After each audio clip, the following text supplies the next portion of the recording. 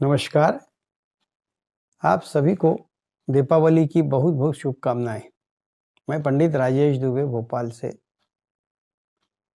आज हम चर्चा करेंगे दीपावली के पंचरात्रि के अवसर पर माता श्री महालक्ष्मी के विभिन्न स्वरूपों को श्रृंखला में आदि महालक्ष्मी, जिसे आद्य महालक्ष्मी के नाम से अष्टलक्ष्मी के अंतर्गत माना जाता है, जाना जाता है। पुराणों में वर्णन है कि आदि लक्ष्मी संसार की जगत जननी है। उसी के साथ में सारे संसार का जीव का पालन और उसका संचालन करती है। पुराणों में इसकी व्याख्या है, वेदों में भी कहा गया है, श्रुति और स्मृति शास्त्रों के अंतर्गत भी इसका वर्णन आता है। कहा जाता है कि एक समय जब यह सृष्टि की रचना हुई थी, रचना के काल में सृष्टि में अर्थात संपूर्ण ब्रह्मांड में अंधकार था। घोर अंधकार अर्थात शाह, एकदम काला अंधकार था। उसी समय माता भगवती ने उस अंधकार को दूर करी, और जब अंधकार को उन्होंने दूर करी तो वह काल जो था वो सृष्टि के प्रकाशनाकार उजागर होने का था। माता भगवती सूर्य के मंडल की देवी हैं, अर्थात सूर्य के मध्य भाग में वास करती हैं। इसलिए कहा जाता है कि चेतन अवस्था को प्रदान करने वाली, प्रत्येक कार्यों के निष्पादन और संपादन को करने वाली माता आदि लक्ष्मी कहलाती है। शास्त्रों ने यह कहा है कि जब हम नवरात्र के अंतर्गत 9 नवरात्र की मूर्तियों का अध्ययन करते हैं तो उसमें जो चौथी मूर्ति कुष्मांडा है वह सूर्य मंडल की देवी है, और वही देवी जो है वह संसार को प्रकाशित करती है, आलोकित करती है, जगमग करती है, और वही आदि लक्ष्मी है। माता आदि लक्ष्मी ने जब संसार में अपना प्रागट्य किया तो उस प्रागट्य के काल में विष्णु की, ब्रह्मा जी की और शिव की उत्पत्ति की। ब्रह्मा, विष्णु और शिव की उत्पत्ति की कारक माता भगवती, और माता भगवती ने इतना ही नहीं, इन तीनों को जन्म देना और इनकी प्रकाशना करने के साथ साथ रजोगुण, तमोगुण और सतोगुण, इस प्रवृत्ति के आधार पर विष्णु जी को लक्ष्मी जी, ब्रह्मा जी को सरस्वती जी, और उसी प्रकार से शिव को महाकाली के रूप में संबंधित बनाकर प्रकट करी। और इस प्रकार से रजोगुण, तमोगुण और सतोगुण, इन तीनों के आधार पर संपूर्ण संसार में गोचरवान माता आदि लक्ष्मी का जो यह स्वरूप है वह बड़ा दिव्य है। माता सूर्य मंडल की देवी होने के कारण ब्रह्मांड से आलोकित होती है, ब्रह्मांड से प्रकाशना करती है, अंधकार को दूर करती है। अंधकार को दूर करके संपूर्ण जीवों को, संसार के प्रत्येक जीव मात्र को अवचेतन से चेतन अवस्था को प्रदान करने वाली और प्रकृति के समस्त कार्यों को स्वयं निष्पादित करती है और निष्पादन करने वाली माता भगवती त्रिदेवियों में से एक श्री महालक्ष्मी है। श्री महालक्ष्मी के प्रागट्य होने के साथ आप ये देखेंगे कि संसार में जहां एक और अंधकार दूर हुआ, अवचेतन से चेतन अवस्था में प्रत्येक जीव सृष्टि के अंतर्गत जागृत अवस्था में आया, तो उसकी आवश्यकताएं बढ़ी। कर्म, धर्म और भाग्य आदि के आधार पर यह संसार जो है रजोगुण, तमोगुण, सतोगुण से लिप्त होकर आगे बढ़ने लगा। तब कार्य का विभाजन हुआ और उस विभाजन के अंतर्गत माता श्री महालक्ष्मी के कार्य की जो परिधि तय की गई वह संसार में गोचर करते हुए प्रत्येक कार्यों को निष्पादित करना, चाहे यज्ञ हो, चाहे धर्म हो, चाहे शिक्षा हो, चाहे जीवन यापन का कोई भी आधार हो, हर क्षेत्र में आद्य लक्ष्मी का प्रभाव आपको देखने को मिलता है। आद्य लक्ष्मी का प्रकटीकरण होने के पश्चात यदि देखा जाए तो इन्हें आदि देवी अर्थात आद्य देवी के रूप में भी जाना जाता है। माता का जो स्वरूप है वह तेजोमय है और उस तेजोमय होने के साथ साथ में माता का स्वरूप जो है वह स्वर्ण के सदस्य चमकीला गौर वर्ण को धारण करने वाली सुंदर माता का यह जो आद्य स्वरूप है, उनकी छवि के दर्शन करें तो दिव्य भाव से जब आप उनके दर्शन करते हैं तो भव्यता के साथ में उन्हें आप निहारते रह जाते हैं। इतनी सुंदर मुखी है, सुमुखी है माता, लावण्यता से परिपूर्ण। माता के घने काले केश, तेजस्वी मुख, शीश पर कनक रत्न जड़ित मुकुट, कंठों पर नाना प्रकार के रत्नों से बने हुए आभूषण, धातुओं से बने हुए स्वर्ण के आभूषण, रौप्य अर्थात चांदी के आभूषण, माता के कानों में कुंडल, गले में अनेक प्रकार के आभूषण के साथ हाथ में माता के नाग अर्थात स्वर्ण के बने हुए जो नाग आभूषण होते हैं वो धारण की हुई है। कमर में करधोनी है, हाथों में चूड़ा है, चूड़ियां है और पैरों में पाजेब है और 16 श्रृंगार से युक्त माता भगवती आद्य स्वरूपा आद्य महालक्ष्मी है, वैभव की देवी, सौंदर्य की देवी, संपूर्ण जगत चराचर के समस्त कार्यों में संसाधनों की प्रतिपूर्ति करने वाली माता भगवती धर्म के क्षेत्र में यज्ञ में अग्रणी होती है। शिक्षा के क्षेत्र में समस्त संसाधनों को उपयुक्त अवस्था में प्रस्तावित करने वाली माता भगवती के स्वरूप का वर्णन जितना करें कम है। जहां एक और माता देवों को जन्म देकर उनकी अधिष्ठि शक्तियां उन्हें प्रदान करती हैं, तो वहीं पर उन तीनों स्वरूप की शक्तियों के अंदर रजगुण, तमोगुण और सतोगुण के आधार पर समाहित होकर जन्म मरण परण का आधार बनती हैं। मनुष्य का जन्म, देवों का जन्म की कारक माता आद्य महालक्ष्मी की जो अधिष्ठि शक्ति है वही मानी गई है। पालनहार करने के लिए माता आद्य लक्ष्मी अष्टलक्ष्मी के अलग अलग रूप लेकर संपूर्ण चराचर का संसार का कल्याण करने वाली माता भगवती आद्य लक्ष्मी ही है। कर्मों से उत्पादन और उत्पादन से उपादान और उपादानों से भोग और भोग से विलास और विलास से अनेकों प्रकार के योग, रोग और भोगों को प्रदान करने वाली यह माता अंत में जो है मोक्ष के कारक माता महाकाली की भी अधिष्ठि शक्ति मानी जाती है। दीपावली का पावन पर्व जिसे कालरात्रि के रूप में माना जाता है,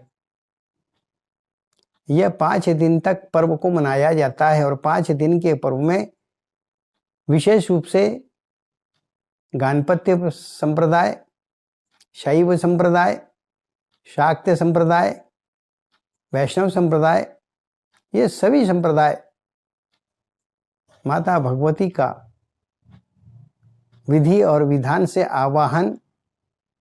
आवाहन के साथ में स्थापना के बाद उनका विधि पूर्वक उपचार आदि से पूजन और उपचार आदि से पूजन करने के साथ साथ यज्ञ से पूर्व जप तप और फिर यज्ञ आदि करते हैं। कहा जाता है कि यज्ञ करने से वृष्टि होती है और वृष्टि से बीज प्रस्फुटित होते हैं और बीजों के प्रस्फुटित होने से यही आद्य शक्ति जीव क्षेत्र की शक्ति बन जाती है। इसलिए इन्हें जीव क्षेत्री शक्ति भी माना जाता है। श्री क्षेत्र अर्थात माता का जो दर्शन हम करते हैं तो माता कमलासनी पद्मासनी है, कमल के पुष्प के ऊपर पद्म आसन में विराजमान है, 4 हाथों से युक्त है और उन 4 हाथों से जग का कल्याण करने वाली भगवती एक हाथ से वरदान देती हैं, दूसरे हाथ में उनके कमल का पुष्प है, एक हाथ में कुंभ है और एक हाथ में अभय और अक्षय धन का भंडार है, वरद हस्त है। माता आद्य महालक्ष्मी, इनके गुणों का कीर्तन जितना किया जाए, इनकी जितनी भक्ति की जाए उतना संसार में कल्याण होता है।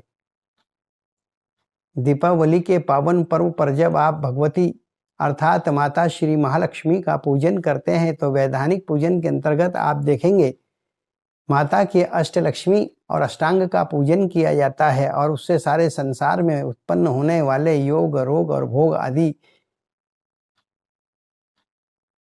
के लिए निवेदन होता है। यहाँ पर एक हम आपको विशेष बात बताएंगे। शास्त्रों में कहा गया है, इसका वर्णन भी है, श्रुति स्मृति शास्त्र में भी बताया जाता है और इसके प्रमाण भी है।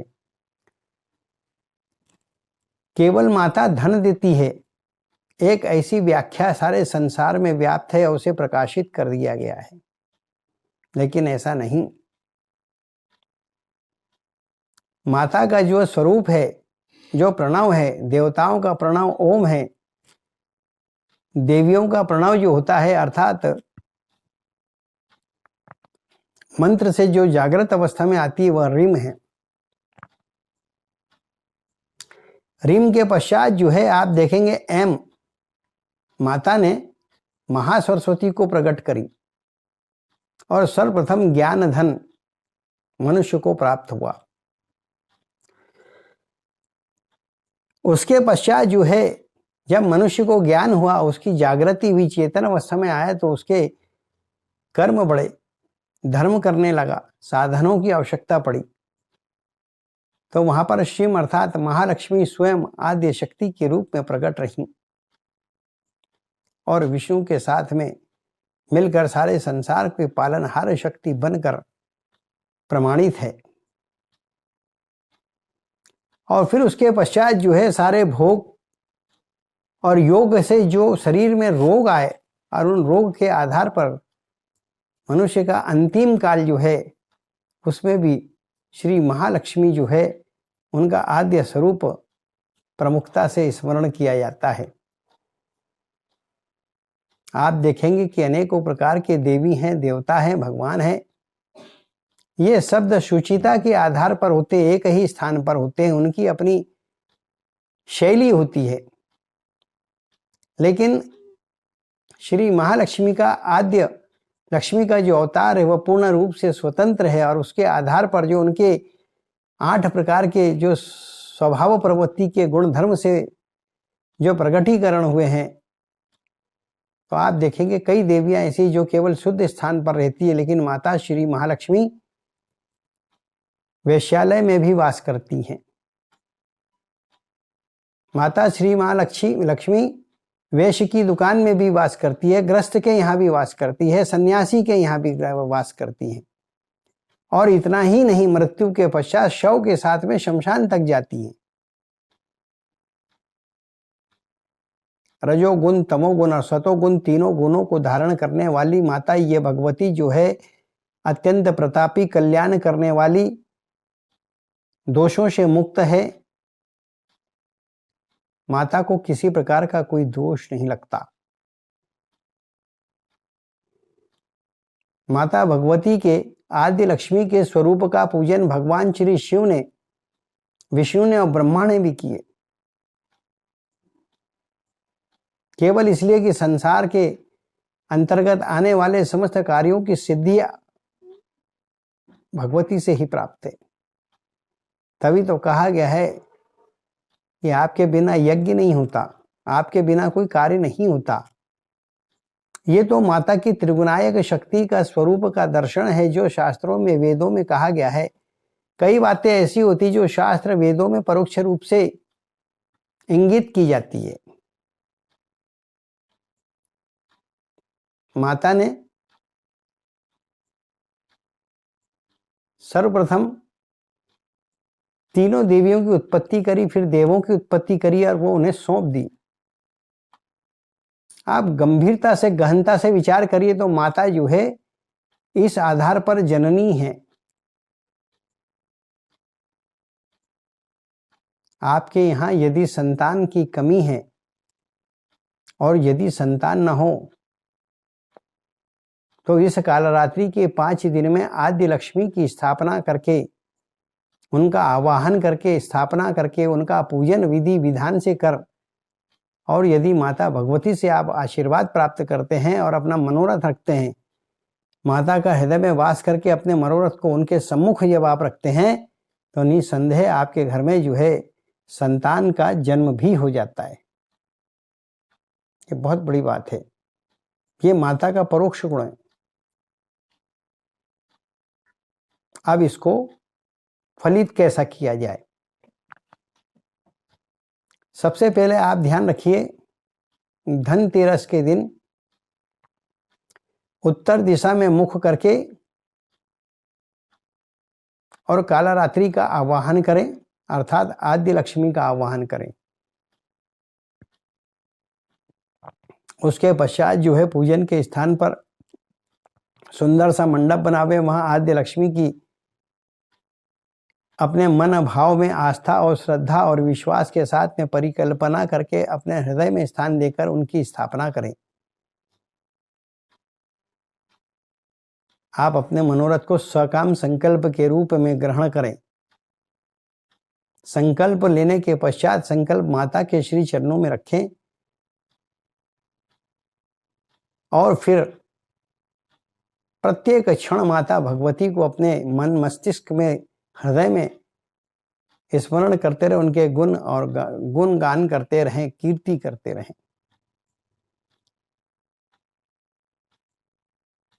आप ध्यान रखें, यह विधान है जो हम आपको बता रहे हैं। धनतेरस अर्थात प्रदोष के दिन, देखिए प्रदोष का व्रत भी संतान को प्रदाता माना गया है। उसके इष्ट देवता, अधिष्ट देवता जो हैं वो शिव को कहा गया है। शिव जन्म मरण परण के कारक हैं, उसी प्रकार से आदि लक्ष्मी को भी जो कुष्मांडा के स्वरूप में है, यह तीनों गुण प्राप्त है। तो प्रदोष काल में प्रदोष के मुहूर्त में माता के घट की स्थापना करना चाहिए। प्रदोष काल, प्रदोष तिथि, सुंदर मिलन। प्रदोष काल किसे कहते हैं? सूर्य उदय से 45 मिनट पहले और सूर्य उदय से 45 मिनट बाद, अर्थात सूर्य उदय के काल का जो यह सूर्य उदय को मध्य काल माना जाए तो यह 1.5 घंटे का होता है। देखिए यही काल क्यों? क्योंकि माता भगवती सूर्य मंडल की देवी है, सूर्य के केंद्र में स्थापित है। उसकी रश्मियों से चेतन अवस्था आती है और चेतन अवस्था से बीज संपुष्ट होता है और बीज प्रस्फुरित होता है। इसलिए प्रदोष काल में जो है समस्त दोषों को हरती है माता भगवती, और शिवांगी रूप में भी होती है, तो उनकी स्थापना करना चाहिए। फिर अभिजीत मुहूर्त में माता भगवती का पूजन करके और विधि विधान से श्रृंगार करना चाहिए। घट स्थापना के पश्चात लगातार आपको उतना समय लगेगा। मंडप आदि बना के जब आप स्थापना करते हैं तो आवाहन करके आप स्थापना करेंगे, और स्थापना करने के पश्चात फिर अभिजीत मुहूर्त में, अर्थात अभिजीत मुहूर्त क्या हुआ, दिन में 11:24 से लेके 12:36 का जो काल होता है, प्रतिदिन बुधवार के दिन छोड़ के कुछ लोग कहते हैं,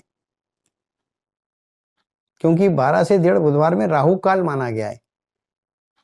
लेकिन बुधवार में यदि आप प्रातः से पूजन करते चले आ रहे हैं तो राहु काल का दोष नहीं लगता, और राहु पूर्वजन्म के कर्मों का कारक होता है, उसका शमन भी करता है। तो अभिजीत मुहूर्त में माता का श्रृंगार करना चाहिए, उनका पूजन करना चाहिए, और पहली भोग आरती माता की जो है वो करना चाहिए श्रद्धा के अनुरूप। समस्त देवता और समस्त देवियों के व्रत उपासना को जब आप करते हैं तो आपको निराहार रहने के आदेश होते हैं। तो ये आपकी श्रद्धा पे कि आप निराहार रहें या ना रहें, माता लक्ष्मी जो है खाता पीता व्रत कराती हैं, तो आप आहार ले सकते हैं। तो जो माता को आप भोग चढ़ाएं, उस भोग को प्रसाद के रूप में पति और पत्नी दोनों ग्रहण करें। देखिए, इस पूजा को पति पत्नी दोनों मिलकर करें। संतान प्राप्ति के लिए आप कर रहे हैं। क्यों कर रहे हैं कि जैसे हमने आपको बताया कि सबसे पहला धन क्या है, बुद्धि धन। ऐसा नहीं, सबसे पहला धन है शरीर धन, बीज धन, अर्थात माता जो है शरीर को संपुष्टता देती है, शरीर की निर्माण करती है। तो शरीर धन प्राप्ति के लिए माता से याचना करे कि हमारे कुल में संतान का अभाव है, इसलिए हमें संतान रूपी शरीर धन को प्रदान करें, जीव धन को प्रदान करें, बीज रूप में हमें धन प्रदान करें, और ऐसी उनसे प्रार्थना करना चाहिए। और फिर आरती आदि करके और फिर जो है माता का शयन करा देना चाहिए या विश्राम करा देना चाहिए।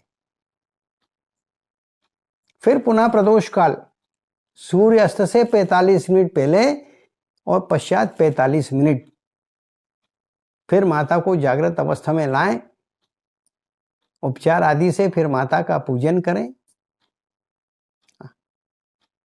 कीर्तन करें, और गोधूली आते आते प्रदोष के दिन, चूंकि माता अंधकार से रहित करती है, अंधकार से आपको प्रकाश की ओर लाती है,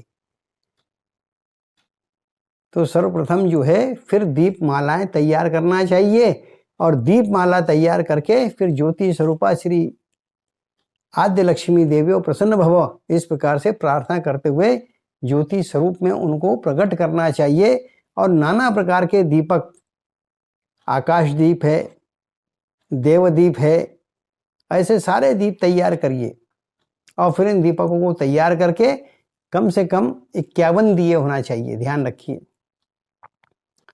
उन दियों को जागृत अवस्था में करके, और 51 दियों के साथ एक अखंड दीपक होता है, तो ऐसे 52 हो जाते। और फिर जो है वो दियों की अरावली अपने घर के चारों ओर और माता के मंडप को आलोकित करना चाहिए। फिर माता का पूजन, संतान प्राप्ति के लिए अनेक उपाय करना चाहिए। समुद्र मंथन में उत्पन्न माता श्री महालक्ष्मी का स्वरूप, उनके साथ में धन्वंतरी, तो धन्वंतरी का भी पूजन करना चाहिए। फिर धन्वंतरी का पूजन करने के पश्चात मध्य रात्रि में कुबेर का पूजन और यम का पूजन, यम दीप लगाकर करना चाहिए। रात भर 5 रात्रि जागृत अवस्था में रहना चाहिए। पंचरात्रि कर रहे हैं आप, जिसे काल रात्रि कहा जाता है। फिर उसके पश्चात सुबह उठ के रूप 14 के आधार पर अपने शरीर में उपटन तेल आदि लगा के, और उस उपटन को निकाल के उसका पुतला बनाना चाहिए, और उस पुतले को बना के दक्षिण दिशा में कहीं सी स्थान पर ले आकर रख देना चाहिए, या उसे जमीन में गड्ढा खोद के गाड़ देना चाहिए। और इस प्रकार से देह के जितने भी छिद्र होते हैं वो सारे खुल जाते हैं। प्राकृतिक रूप से माता आपके बीज को संवर्धन करके उत्सर्जन करने की यह प्रणाली है। फिर सौंदर्य रूप को धारण करिए अपने, सूर्योदय से फिर माता का वही क्रम पूजा का विधान से माता का पूजन करें। सायंकाल फिर चतुर्दशी के दिन फिर दीपक आदि सायंकाल जला के, और फिर आता है दीपावली का प्रधान दिन। दीपावली के मुख्य दिवस को जो केंद्र में है, प्रदोष चतुर्दशी 2 दिन, फिर मध्य में आ गया, तो जो मध्य का भाग होता है वो वस्ती कहलाता है। वास्ती, जहां पर अंडाणु और शुक्राणुओं की स्थिति निर्मिति होती है। तो वहां फिर नाना प्रकार के सप्तधान आदि माता भगवती को अर्पण करना चाहिए, प्रार्थना करना चाहिए, पूजन करना चाहिए। जैसे माता महालक्ष्मी का आप पूजन करते हो, उसमें खील बतासे, ये एक सामान्य क्रम माता का प्रसाद है। 5 प्रकार के फल, 5 प्रकार की मिठाई, अनेकों प्रकार के पकवान, लेकिन उसके अलावा एक कलश में 7 प्रकार के बीज माता को अर्पित करके उनसे प्रार्थना करना चाहिए कि इन निहित बीजों में ऐसी शक्ति दो, ऐसा आशीर्वाद प्रदान करो कि उसके सेवन करने से हमारे घर में संतान की प्रतिपूर्ति हो और घर की स्त्री गर्भ धारण करे और पुरुष के बीच में संपुष्टता आए। ऐसी प्रार्थना करके, और अमावस्या की रात तंत्र की रात मानी जाती है, तामसिक पूजन भी होता है माता का। तो माता का अष्टांग पूजन करना चाहिए, उनके समस्त अंगों को जागृत करते हुए तिलक आदि निवेदन करके बड़े प्रसन्न भाव से, और फिर उनको ये नाना प्रकार के जो 7 प्रकार के धान्य है वो माता को अर्पित करना चाहिए। रात्रि भर संतान प्राप्ति के लिए भगवान श्री हरि के गोपाल मंत्र का पाठ करते रहना चाहिए। इससे माता आद्य लक्ष्मी प्रसन्न होती। गोपाल, सामान्य मनुष्य गायों को पालने वाले को गोपाल कहते हैं, ऐसा नहीं है। वेदों में कहा है गो अर्थात इंद्रियां, जो आपके शरीर में इंद्रियां हैं, जिन जो तंद्राओं को जागृत करती है, अर्थात संतान को जन्म देने वाली इंद्री को जागृत करने के लिए माता से निवेदन करना चाहिए। और गोपाल मंत्र अर्थात उस मंत्र के माध्यम से उसे पाला जाता है। जो इंद्रियों को पालते हैं वो गोपाल कहलाते, इंद्र पालक कहलाते हैं। इसीलिए इंद्र का पूजन भी इस दिन विधान से किया जाता है, क्योंकि इंद्र का भी इसमें बड़ा योगदान होता है। तो माता का अष्टांग पूजन करने के साथ फिर उसके पश्चात जो है, देखिए कहीं पर गोवर्धन का पूजन होता है। गोवर्धन, गो इंद्री, देखिए बड़े ध्यान से सुनिए, गो यानी इंद्री, और बर शास्त्रों के भाषाओं में कहा जाता है अग्नि बार दीजिए, उसको बारा जाता है गो को, तो वो गोवर्धन अर्थात दूसरी भाषा में गोवर्धन, इंद्रियों का वर्धन करना, उसका वर्धन करके विधि विधान से। फिर उसके पश्चात जो है भाई दूज का जो दिन होता है, जो 5वां दिन माना जाता है, उस दिन माता को पायस बना के भोग लगाना चाहिए। पायस क्या होता है? जिसे खीर कहा जाता है। लेकिन ध्यान रखिए कि पायस गाय के कंडों में, विशेष रूप से देसी गाय, ये संकर गाय ना लें, देसी गाय के कंडों में पायस को पकाया जाता है। मट्टी के चूल्हे में ही पकाएं उसे, और कांसे के बर्तन में पकाएं, ये ध्यान रखें, या चांदी के बर्तन में पकाएं। और वो पका हुआ पायस माता आद्य लक्ष्मी को समर्पित करना चाहिए। और फिर उसके पश्चात जब आप हवन करते हैं, उसी के गाढ़े पायस से हवन करना चाहिए, खीर का हवन करना चाहिए। समस्त प्रकार के धनों को, ज्ञान धन, शरीर धन, द्रव्य धन, अचल धन, चल धन, जितने प्रकार के धनों की व्याख्या है वह खीर का हवन करने से, पायस का हवन करने से आपको प्राप्त होती है। और इस प्रकार से माता भगवती के समस्त प्रकार से पूजन करने के पश्चात, अर्थात सांगोपान पूजन करने के पश्चात अंत में बोलना चाहिए कि हे आद्य लक्ष्मी माता, हे आद्य लक्ष्मी माता, आप मेरे इस पूजन को स्वीकार करो। और कैसा स्वीकार करो? यह मेरा पूजन शुभ हो, और शुभ भी कैसा हो? रात्रि मेरी सुखदाई हो। देखिए, जिसके ऊपर माता भगवती की कृपा होती है उसकी रात्रि सुखदाई हमेशा होती है, वो सुख से सोता है। और जिसके ऊपर आदि लक्ष्मी की कृपा नहीं है वो रात में सो नहीं सकता, कोई ना कोई चिंता उसे रहेगी और वो चिंता उसे चिता तक लेके जाएगी। लेकिन आदि लक्ष्मी का आशीर्वाद है। आप ध्यान रखिए, किसी भी हालत में आपको कोई कष्ट हो ही नहीं सकता। अर्थात उनसे प्रार्थना करें कि मेरी रात्रि सुखदायी हो, और फिर उसके पश्चात प्रार्थना करें कि हे माता भगवती, तुमरे बिन ना होवे यज्ञ पूरा, तुमरे बिन ना होवे कोई कार्य पूरा। आपने मेरे कार्य को संपादन करी है, अर्थात मेरी यह ब्रह्म पूजा शुभ हो, और इस ब्रह्म पूजा को मैं आपके चरणों में समर्पित करता हूँ आस्था के साथ, और मेरे मनोरथ की पूर्ति करें। आप देखिए, आपके घर में निसंदेह संतान धन की प्राप्ति होगी। लोग दीपावली को केवल धन से जोड़कर देखते हैं, व्यापार से जोड़ के देखते हैं, लेकिन 5 प्रकार की रात्रियां हैं। सबसे पहले चैत्री नवरात्रि, फिर उसके पश्चात में आप देखें तो शारदीय नवरात्रि, उपरांत फिर कालरात्रि। ये जो दीपावली के 5 दिनों से कालरात्रि कहते हैं, कालरात्रि। फिर इसके पश्चात आप देखेंगे महाशिवरात्रि। 4 रात्रियां हो गई। अब 5वीं रात्रि कहलाती है हाड़रात्रि। हाड़रात्रि अर्थात इस हाड़ के समस्त रोगों को दूर करने के लिए, और कालरात्रि अर्थात इस हाड़ों को उत्पन्न करने के लिए, और नवरात्रि अर्थात उत्पन्न हाड़ों की रक्षा करने के लिए।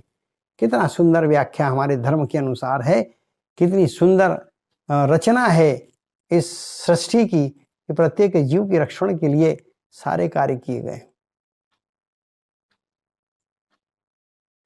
मंत्र में आप जहां लक्ष्मी जी को स्मरण केवल हृदय में वास दे के करें, क्योंकि हृदय में वास कराने से देवताओं के समस्त मनोरथों की पूर्ति होती है। गोपाल मंत्र का पाठ जरूर करें, संतान प्राप्ति के लिए, शरीर धन की प्राप्ति होती है, निरोग काया की प्राप्ति होती है। हमारे द्वारा जो आपको जानकारी दी गई है, यदि यह जानकारी आपको सुनकर आपके लिए उपयोगी लगती है तो निसंदेह आप अपने लोगों के बीच में इसे शेयर करके पहुंचाएं, ताकि सबके काम आए। आप सब्सक्राइब जरूर करें। आप जब इसको YouTube में देखेंगे तो नीचे एक लाल रंग से सब्सक्राइब लिखा होता है, उसे दबाएं और आप सब्सक्राइब करें। आइकन बेल आती है, उसे आप दबाएंगे, हमारे आने वाले सारे नोटिफिकेशन के माध्यम से आपको कार्यक्रम की जानकारी प्राप्त होगी। लाइक करना ना भूलें। ध्यान रखें, आपका सब्सक्राइब करना और आपका लाइक करना और हमारे कार्यक्रम को देखना हमारे मनोबल को बढ़ाता है। इसी के साथ में दीपावली की पावन पर्व की हम आपको शुभकामनाएं देते हैं। आपके घर में आद्य लक्ष्मी की कृपा बरसे, आशीर्वाद बरसे, और जो भी धन आप उनसे प्राप्त करना चाहते हैं उसका आशीर्वाद आपको प्राप्त हो। इसी के साथ ओम श्रीम नमः, ओम श्रीम नमः, ओम श्रीम नमः।